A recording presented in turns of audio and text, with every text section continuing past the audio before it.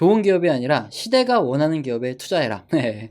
우리 초보자님들이 주식을 배우면서 처음에 잘못 배우는 부분들이 좀 있습니다. 그건 뭐냐면은 귀에 걸면 귀걸이, 코에 걸면 코걸이 같은 이런 말, 좋은 기업에 투자해라 라는 이 말입니다. 문제가 뭐냐면 좋은 기업이라는 뜻이 너무나 다양하게 해석이 돼요. 그래서 잘못 해석하게 되는 부분이 뭐냐, 좋은 기업을 그냥 사전적으로 판단해서 재무 구조가 우량하고 흑자를 꾸준히 내고 있고 이익이 증가하는데 주가가 저평가된 기업, 그냥 단순히 이렇게만 판단한다는 거죠.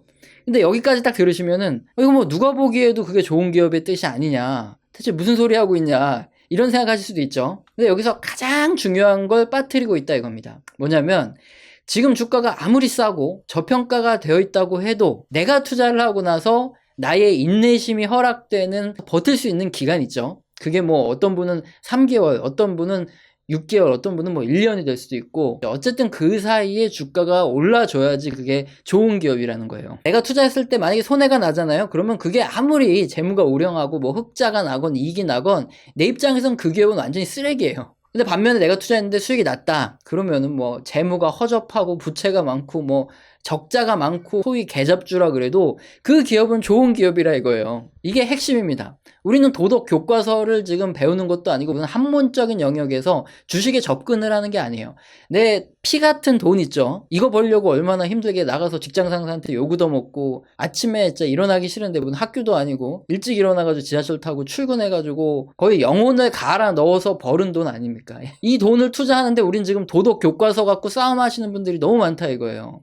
이게 내가 돈을 투자했는데 수익이 돼서 돌아오느냐 아니면 이걸 손실이 돼서 돌아오느냐, 이걸 가지고 싸움을 해야 된다 이거죠. 그런데 문제는 1934년에 벤저민 그레이엄이 증권 분석에서 규정했죠. 도덕적인 잣대. 그러니까 뭐 PBR이 낮고 PER이 낮고 뭐 ROE가 높고 뭐 이런 식으로 이런 도덕적인 잣대를 딱 주식에다가 씌워놨단 말이죠. 증권 분석이 부합하는 종목을 저평가 가치주 뭐 이렇게 얘기하죠. 여기에 투자해서 수익 내면 뭐 훌륭한 분석가다, 뭐 대단한 사람이다, 이렇게 평가를 내리는 반면에 여기에 부합하지 않는, 즉 기준에 맞지 않는 종목들을 뭐 계잡주라고 부르잖아요. 네. 여기 투자해서 수익 내면 뭐 차트쟁이네, 운이네, 뭐 이런 평가를 내린다는 말이죠. 이 얘기까지 들으시면 아, 내가 이 틀에 너무 갇혀 있었구나 이 생각을 하실 텐데, 때는 2016년입니다. 에코프로, LNF, 포스코 캠텍, 지금 포스코 케미칼로 바뀌었죠. 이 종목들은 지금 누구나 계잡주라고 얘기하는 사람 없어요. 우리나라의 아주 좋은 2차전지 소재주들 이렇게 생각하고 있죠. 근데 2016년만 해도 이 세 종목은 정말 계잡주라고 평가하는 사람들이, 이 같이 투자하는 분들이 너무 많았어요. 왜냐면 제가 그 같이 투자하는 동생들한테 아니면 이제 친구들한테, 지인분들한테 요 종목들은 꼭 가져가야 되지 않냐, 뭐 LG화학이랑 삼성 SDI랑 포함해서 이렇게 말하면, 그때 제가 제일 들었던 말이 뭐냐면은 형님 그거 실적도 안 나오고 앞으로 한참 남은 것 같은데 그거 계잡주 테마주 아닙니까? 이 말을 제일 많이 들었어요.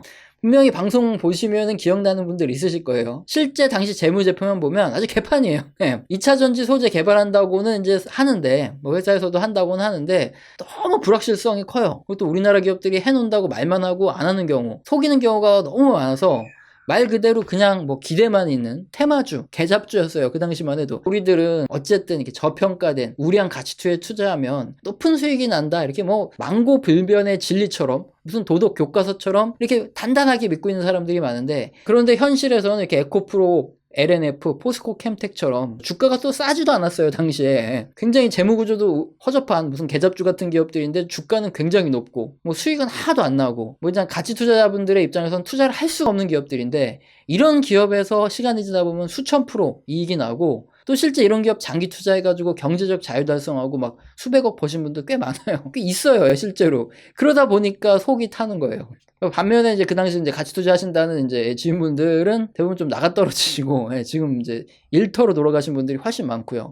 이제 좀 명확해지시나요? 우리는 도덕적인 잣대를 가지고 도덕을 하거나 학문을 하는 게 아니에요. 실전에 투자를 하는 겁니다. 항상 이론과 실전은 다르죠. 왜 앞에서 이런 소리를 털어댔냐, 뭐 가치 투자를 무시한다, 이게 아니라, 자, 우리가 앞으로 어떤 산업이 주도주가 될지 이런 거를 생각을 해보는 게 일단은 중요하고, 그래서 앞서 살펴본 에코프로나 LNF, 뭐 포스코 캠텍, 이런 주도 산업의 핵심적인 소재를 공급하는 이런 친구들이기 때문에 그 후에 엄청난 수익을 줬죠. 딱 이게 답입니다. 어쨌든 그 주도 산업 섹터에 속하는 종목들에서 지금 당장은 뭐 재무구조가 별로 안 좋아도 투자할 기업, 그리고 거기서 미래를 착실하게 준비하는 기업들의 사업 내용을 보고 좀 과감하게 투자할 수 있어야 장기적으로 경제적 자유를 달성할 가능성이 커진다는 거죠. 그러면은 주도 산업, 주도 종목은 대체 뭐냐 궁금하시죠? 네, 우리 채널은 고품격 재테크 주식 전문 채널입니다. 한참 헛소리 하다가 결론은 맨 마지막에 말하는데 뭐 그것도 별거 아닌 이런 싸가지 없는 말하는 그런 채널이 아니에요. 네.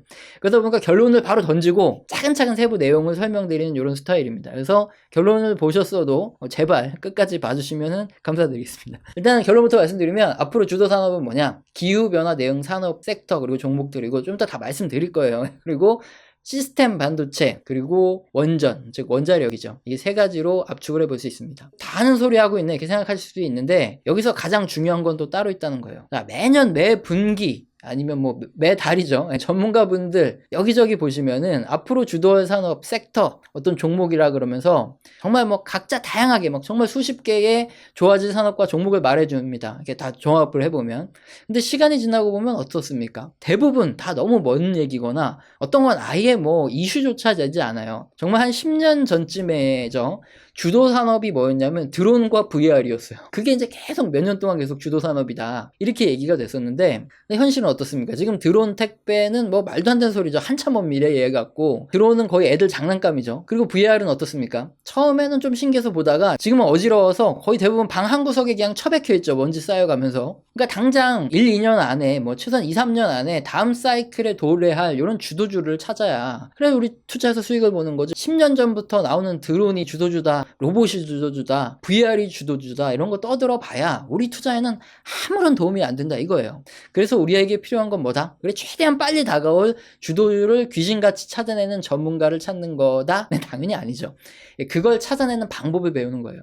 왜냐? 우리도 기본적으로 뇌라는 게 있지 않습니까? 네. 그리고 상식이란 것도 있어요. 그거면 충분합니다. 우리가 투자를 오늘 내일만 할 게 아니에요. 평생 계속 할 건데 주도주에 대한 추천은 계속 나와요. 여기서 우리가 물고기를 잡는 방법을 배우면 됩니다. 잡는 방법을 알려주면 우리가 알아서 처음에 좀 서툴더라도 나중에 물고기를 잡죠. 그러다 보니까 오늘 영상에서는 뭐 잡소리 집어치우고 그래서 주도주가 뭔지나 말해. 막 어디 가야 되니까 이렇게 생각하시지 말고 정말 수많은 전문가들이 주도주로 뭐 이런 산업 종목 막 얘기를 해주는데 그 중에서 가장 빠르게 다가올 이런 것들을 어떻게 예측하는지 요 방법론적인 측면으로 우선 이제 배우는 요거에 집중을 해보셔라 이거죠. 자 그럼 바로 들어갈게요. 자 첫 번째 주도주는 반드시 정치와 연관된다. 요걸 먼저 생각해야 돼요. 근데 제가 첫 번째라고 말씀드렸는데 사실 뭐 오늘 영상에서 요거 하나만 말씀드려도 충분할 것 같아요. 시간도 안 되고 그렇기 때문에 이 내용을 집중적으로 좀 설명드려보도록 하겠습니다.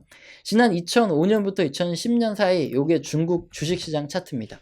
2005년 최저점에서 2007년 8년이죠. 금융위기가 빵 터지기 전까지 거의 6배가 상승을 합니다. 당시 중국이 왜 주도산업 그리고 중국 관련된 기업들이 왜 주도주였는지 그 당시 내용을 딱 보면 어느 정도 힌트가 나오지 않을까 생각해 볼 수 있겠죠.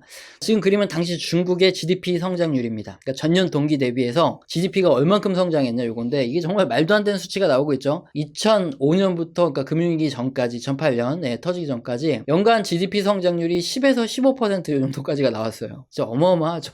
이러다 보니까 주가가 안 올라갈 수는 없겠다 싶은데 특히나 중국의 인프라 투자 증가율을 지금 보시면은 2006년 저점으로 시작을 해가지고 증가하기 시작해서 2009년에는 어떻습니까? 전년 대비해서 42%나 이게 어마어마하게 미친듯이 인프라 투자가 늘어난 걸 볼 수 있어요. 왜 이렇게 인프라 투자를 많이 했냐? 2005년부터 2010년 사이가 이때가 11차 5개년 기획에 속한 기간이죠. 그림을 보시면은 여기 중간에 지역 간 도농 간의 균형 발전을 제시를 하고 있어요. 이게 뭐냐면 중국의 서부대 개발 및 동북 삼성 개발을 포함하고 있죠. 중국 서부 지역을 에너지 광물 식품 산업의 특화 도시로 만들고 중부 지역에는 물류 기점, 식량 거점을 형성하고 동부 지역에는 첨단 기술, 서비스 산업을 육성한다. 그래서 인프라 투자와 도시화를 진행해 나겠다. 이게 바로 중국의 11차 5개년 기획의 내용입니다. 중국은 땅덩이가 굉장히 넓잖아요. 때문에 이런 정책이죠. 정치적인 요소와 맞물려서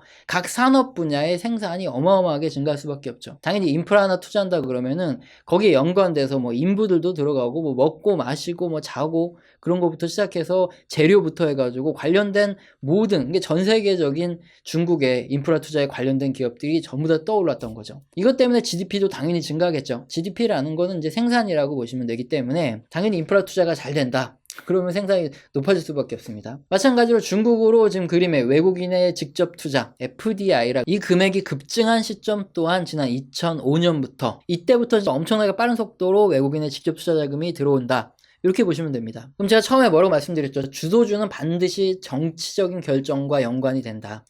그런 종목들이 가장 빨리 우리에게 주도주가 되고 수익을 안겨준다 말씀을 드렸는데, 중국의 11차 5개년 규획에 따르는 속하는 요 기간에 주도주는 당연히 중국의 인프라 투자이고요. 우리나라에서도 보시면 뭐 철강, 조선, 원자재 등 중국의 인프라 투자와 관련된 기업들의 주가가 가장 많이 올랐어요. 얘네들이 주도주일 수밖에 없습니다.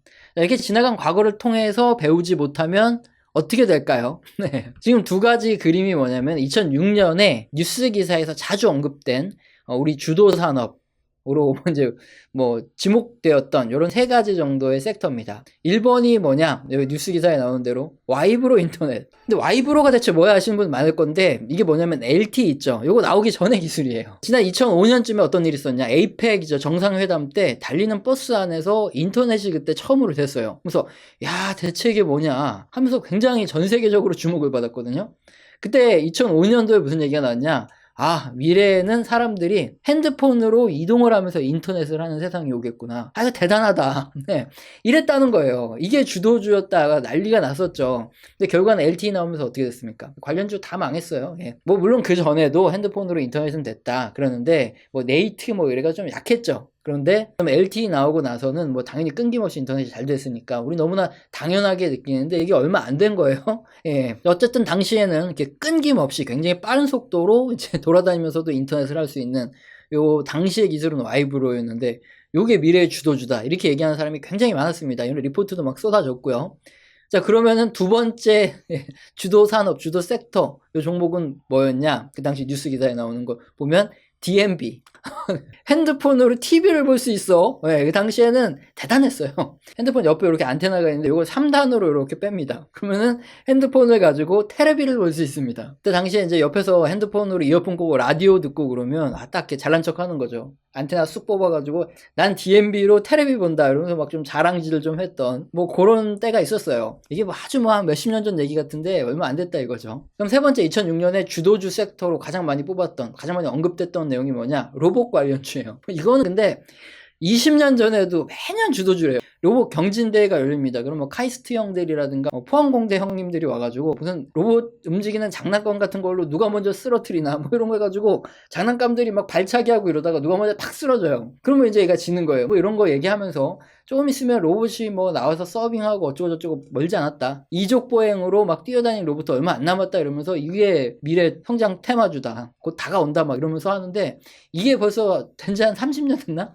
예, 언제든지 매년 로봇 관련주 뭐 이래가지고 하나만한 그런 주도주 섹터죠. 이거 보면서 우리가 알 수 있는 게 뭡니까? 이렇게 지나간 과거를 되돌아보면서 정치적인 결정에 주도주들이, 주도 산업과 주도 종목들이 가장 빠르게 따라오는구나. 이거를 모르면은 맨날 뭐 2006년처럼 와이브로 인터넷, 뭐 DMB, 로봇 관련주, 드론, 뭐 VR 이런 거만 맨날 주도주구나 하면서 그냥 이런 거만 쳐다보고 있다 이거예요. 여기에 투자하다 보면 어떻습니까? 그냥 쫄딱 망하기 십상이죠. 요거 말고 뭐 연도별로 따져도 다 똑같습니다. 정치적인 결정이 굉장히 큰 영향을 미치고 가장 빨리 와요. 이거 뭐 더 찾아서 설명드려봐야 시간 낭비겠죠. 그럼 이쯤 되면 또 그래 알겠다. 그래 주도주는 각국 정부의 정책에 따라서 결정이 되고 가장 빨리 오는 게 알겠다.